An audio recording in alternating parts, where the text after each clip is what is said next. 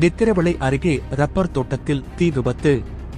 கன்னியாகுமரி மாவட்டம் நித்திரவிளை அருகே உள்ள வாவரை புலிநின்றவிளை பகுதியில் உள்ள ஒரு ரப்பர் தோட்டத்தில் நேற்று இரவு திடீரென தீப்பற்றி எரிய ஆரம்பித்தது.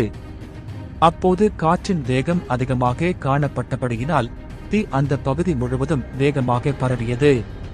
இதை பார்த்த அக்கம் பக்கத்தினர் உடனே கொல்லங்கோடு தீயணைப்பு நிலையத்திற்கு தகவல் தெரிவித்தனர். அதன் பேரில் சம்பவ இடத்துக்கு விரைந்து வந்த தீயணைப்பு படையினர் தண்ணீரை பாய்த்து தீயை அணைக்கும் முயற்சியில் ஈடுபட்டனர்.